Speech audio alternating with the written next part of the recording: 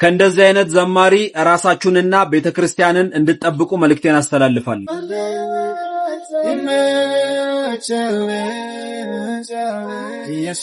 በወንጌል አማኞች ዘንድ ብዙ ዝማሬዎችን ያደረሰን ዘማሪ እጅግ ያልተጠበቀ ድርጊትን ፈጽሞ ብዙዎችን አሳዝኗል። ምን አድርጎ የወንጌል አማኞችን አሳዘነ? እውነት ከዘማሪነት ወደ ዘፋኝነት አመራ ወይ?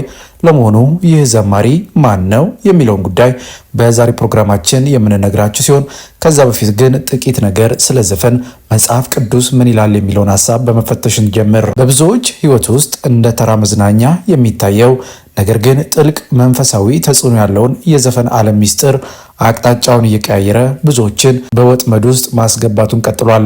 መጽሐፍ ቅዱስን ስናጠና ሙዚቃ የተፈጠረው በሰማያዊ ስፍራ ለእግዚአብሔር ክብር እንደነበረ እንረዳለን። ሆኖም የቀድሞው የዝማሬ መሪ የነበረው ሳጥናኤል ከክብሩ ሲወድቅ እግዚአብሔር የሰጠውን የሙዚቃ ጥበብ ሰዎችን ከፈጣሪ የሚያርቅበትና በስሜት እስራት ውስጥ የሚዘፍቅበት መሳሪያ አድርጎ ለውጦታል። የዘፈኑ ዓለም እስራት የሚጀምረው ከጆሮ አልፎ ልብንና አእምሮን በመቆጣጠር ነው። መጽሐፍ ቅዱስ በምሳሌ ምዕራፍ 4 ቁጥር 23 ላይ እንደሚናገር ከሁሉም በላይ ልብህን ጠብቅ የሕይወት ምንጭ ነውና ይላል። ነገር ግን የዚህ ዓለም ዘፈን ትኩረቱ በስጋዊ ምኞት፣ በቁጣ፣ በዝሙትና በአመጽ ላይ የተመሰረተ በመሆኑ ሳናውቀው የነፍሳችንን መዝጊያ ለክፉ መናፍስት እንድንከፍት ያደርገናል። አንድ ሰው በእነዚህ ዜማዎች ሲመሰጥ በውስጣቸው የሚተላለፉት የጨለማ መልእክቶች በህሊና ውስጥ ሰርገው በመግባት ማንነቱን መለወጥ ይጀምራሉ። ከዚህ ስውር እስራት ለመውጣት መጽሐፍ ቅዱሳዊ መፍትሄ አእምሮን በእግዚአብሔር ቃል ማደስ ነው።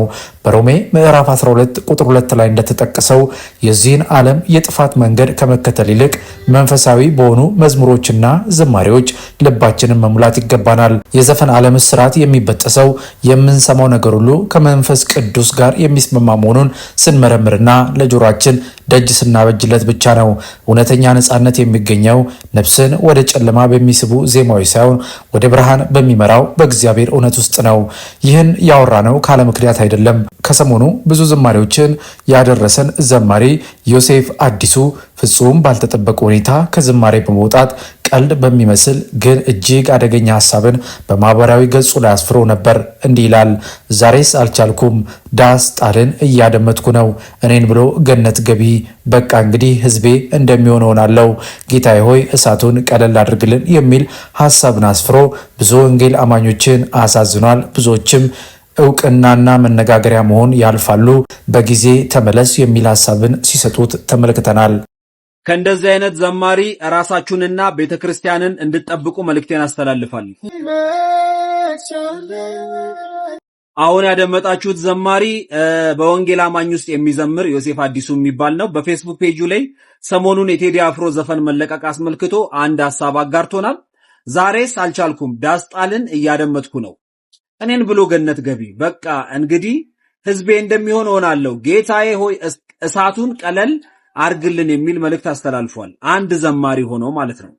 ዘማሪ ወርቅነህ አላሮ አሁን አጠገቡ አለ። አሁን የሚያስተላልፈው መልእክት ነጋውን ሲሸራሸር ይሄው ዘማሪ ገሌጋ እኮ እንደዚህ አብሮት ነበረ፣ እዚህ ቤተክርስቲያን ያገለግል ነበረ ምናምን እየተባለ ሐሳብ መንሸራሸሩ አይቀርም።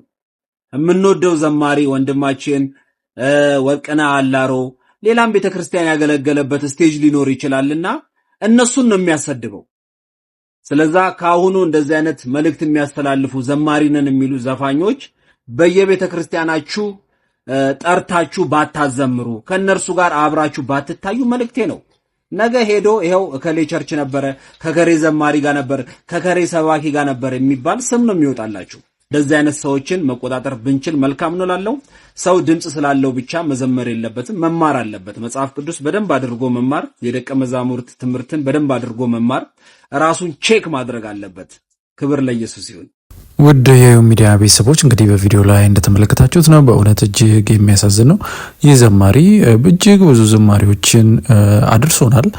የተባረክንባቸው የተጽናናንባቸውን፣ በእርግጥ ብዙዎቹ አናውቃቸውም ዝማሬዎችን የሚል አስተያየት ቢሰጡትም ነገር ግን ብዙዎች ደግሞ በሱ መዝሙሮች ተባርከዋል፣ ተጽናንተዋል። እኛም በዩቲዩብ ላይ ተመልክተናቸዋል መዝሙሮቹን። እጅግ ብዙ ሰዎች እንደተባረኩበት በሀሳብ መስጫው ስርም አስተያየታቸውን ሲሰጡት የተመለከትነው ዘማሪ ነው። ታዲያ በሰሞኑ በማህበራዊ ገጹ ላይ ያሰፈሩ ያለው ጽሁፍ ከዘፈን ጋር በተገናኘ ደግሞ የሚጽፋቸው ሀሳቦች ሁሉ ይህ ዘማሪ ምን ነካው የሚያስብሉ ነው። ለማንኛውም ግን ሰው ላይ ለመፍረድ ሳይሆን እግዚአብሔር በጊዜ እንዲመለስ ማስተዋሉን እንዲሰጠው ቁጥ ብሎ የእግዚአብሔርን ቃል ማንበብ እንዲችል በዚህ አጋጣሚ መልእክታችንን ማስተላለፍ እንፈልጋለን። በመግቢያችን ላይ እንዳልናችሁ እንግዲህ የዘፈን ዓለም አቅጣጫውን እየቀያየረ ብዙ ሰዎችን እያጠመደ ነው ባልናችሁ ይህም አንዱ ምልክት ሊሆን ይችላልና እጅግ የምንወዳቸው ዘማሪዎች በእንደዚህ አይነት መንገድ ሲያዙ ደግሞ ማየት በእውነት እጅግ የሚያሳዝን ነው። ስለዚህ ለዚህ ወንድማችን ልንጸልይለት ይገባል መልእክታችን ነው። ውድ የሚዲያ ቤተሰቦች በፕሮግራማችን ላይ ያላችሁን ማንኛውንም ሀሳብና አስተያየት ልሰጡን ትችላላችሁ። እኛም እናንተ ብትሰሟቸው ብታውቋቸው ያልናቸውን መንፈሳዊ መረጃዎች በአዲስ አቀራረብና ይዘት ወደ እናንተ ማቅረባችንን እንቀጥላለን። የምንለቃቸውን ቪዲዮዎች ላይክና ሼር ቻናሉን ደግሞ ሰብስክራይብ እያደረጋችሁ ቤተሰብ እንድትሆኑ እየጠየቅን በእርግጥ በምንሰጣችሁ መረጃዎች አምናችሁና ፈቅዳችሁ ቪዲዮዎቻችንን ላይክ ቻናሉን ደግሞ ሰብስክራይብ እያደረጋችሁ ከ39,000 በላይ ሰብስክራይበርስ እንድንደርስ ስላገዛችሁን ምስጋናችን ላቅ ያለ ነው። በሚቀጥለው ብትሰሟቸው ብታውቋቸው ባልናቸው አዳዲስ መንፈሳዊ መረጃዎች የምንገናኝ ሲሆን እስከዛው ግን ይህን ብትጨምሩ ይህን ብትቀንሱ እያላችሁ ሀሳብና አስተያየታችሁን እንድትሰጡን እየጠየቅን በሌላ ፕሮግራም እስከምንገናኝ በያላችሁበት የዓለም ጥግ ሁሉ የጌታ ሰላምና ፍቅር ከሁላችሁ ጋር ይሁን እያለን በዚሁ ተሰናበትን። መልካም ጊዜ ይሆንላችሁ።